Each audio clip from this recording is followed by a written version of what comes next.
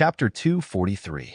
Chi-Zi the panda watched the silhouettes of the two powerful figures fading into the distance, feeling a twinge of regret. Such prideful beings were truly admirable, yet fate had not aligned for them to collaborate. Chi-Zi understood the consequences of choosing the wrong side in this battle. Those two might face a challenging future where every living creature in the world would become their enemy. After hearing about the plight of the two, the divine tree chastised them for their weakness and inability to overcome their pride and ego. However, the divine tree had more pressing matters to attend to. Opening the system interface, his eyes lit up like car headlights, seeing an astounding 10-20 million evolution points before him. It was so overwhelming that it made him tremble. Yet, the system interface remained the familiar green, and his skill set was unchanged. The divine tree commanded the system to upgrade his miscontrol skill.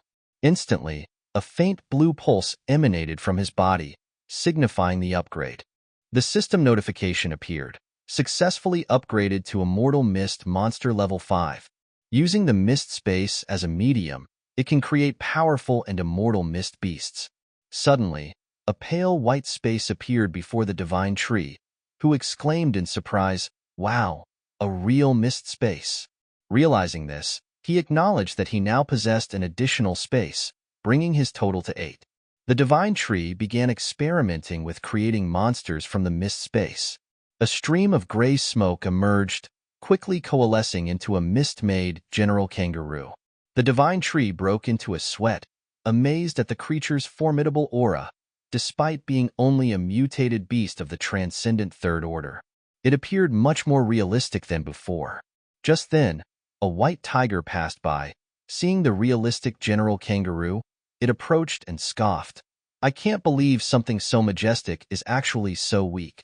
This annoyed the divine tree, as the white tiger was the bane of his emotions. He promptly conjured 10 buns on the white tiger's head, scaring it away. As it fled, it cried out, "Everyone will die." The divine tree then returned to his thoughts, pondering whether he should enter the mist space for a closer inspection. Entering the mist, it was just a gray expanse filled with fog. The divine tree began to feel disappointed and was about to leave when a loud roar echoed. A gigantic monster's mouth appeared, followed by numerous mist-formed monsters drifting in the space, resembling vengeful spirits. The divine tree was startled. He hadn't controlled the mist to create these shapes. What was this? A sea serpent glided past him, casting a resentful glance. The divine tree was confused until he recognized some of the familiar mutated beasts. They were his past enemies he had slain. So, these were their vengeful spirits? The divine tree understood now. He had become the successor to the Dark King, and the souls of all the creatures he had killed appeared here. What surprised him was that these spirits existed within the mist space. The color of deceased creatures was pale blue, while the mist monsters were gray.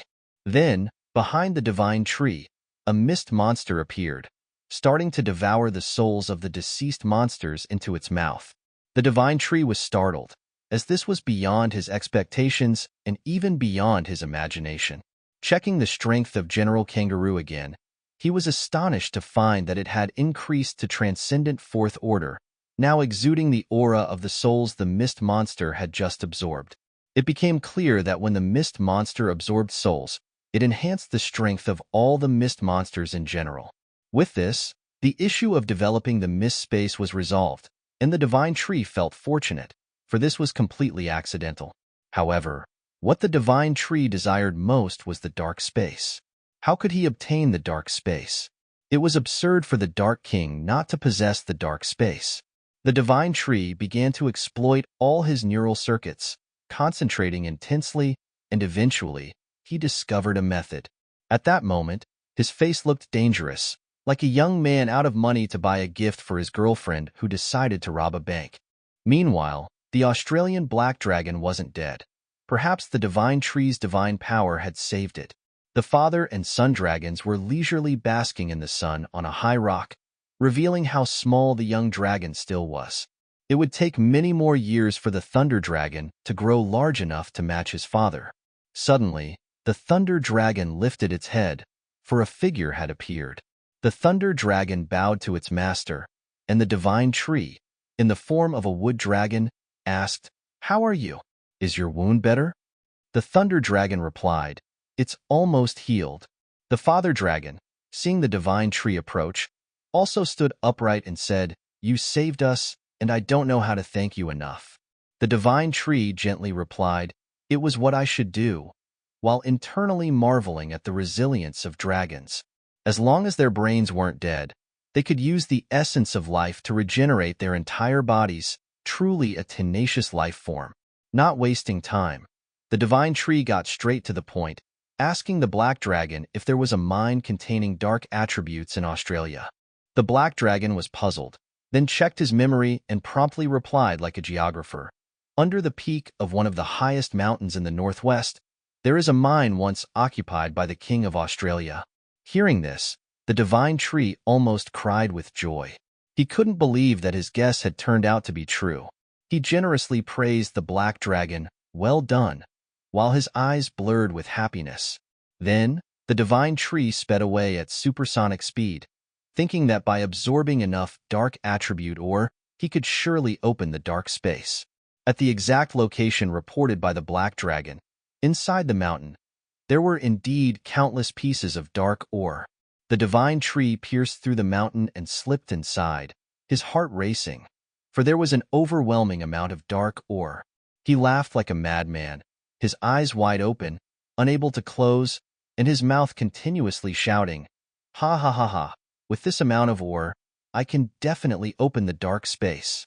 The next issue was transporting them. The divine tree ordered his subordinate, the mammoth, to haul all these ores back to their headquarters. At the divine tree's base, the massive ores were thrown heavily to the ground. Since his return, the divine tree had not stopped laughing, continuously marveling at how wonderful life was. Under the immense strength of the mammoth and his companions, the dark ore was quickly piled up several meters thick at the divine tree's feet. With the transportation complete, the divine tree began releasing 9 greedy roots, which shot out swiftly and voraciously absorbed the dark ore below. As he started extracting the spiritual power, dark energy began to spread around him, growing denser by the moment. The divine tree himself noticed his body starting to transform. The surrounding space shook violently, and a tiny black red dot appeared before him, growing larger and spinning, continuously expanding until a dark space emerged, pitch black with a blood-red interior. The system announced, "Successfully opened the dark space." The host can control the darkness, causing darkness to descend for tens of kilometers around, erasing all perception within this range. Without a word, the divine tree immediately used his new skill, releasing the dark space. A curtain of night began to engulf the area, causing the white tiger and the other subordinates to stare in confusion, a primordial fear rising within them. The boar couldn't help but squeal as if being executed, and all creatures trembled. When the process ended, it was clear that this skill had created a barrier of night, separating it from the daylight outside. The divine tree observed closely and nodded in approval, realizing that the ability to erase the perception of creatures was indeed useful. Even the fourth-order white tiger couldn't resist. The white tiger and its subordinates could only see the ground beneath their feet, while the surrounding space was an endless void of darkness, leaving them terrified and trembling. Satisfied with the test, the divine tree deactivated the skill. There was still too much ore left, so the divine tree reluctantly continued this euphoric absorption process. Time passed swiftly, like a dog chasing its neighbor, and in the blink of an eye, half a month had passed. By this time, the land in Australia that the divine tree had claimed had transformed into a lush green forest, with trees sprouting and casting cool shade over everything. It was incredible to think that it had once been a barren desert. End of chapter 243.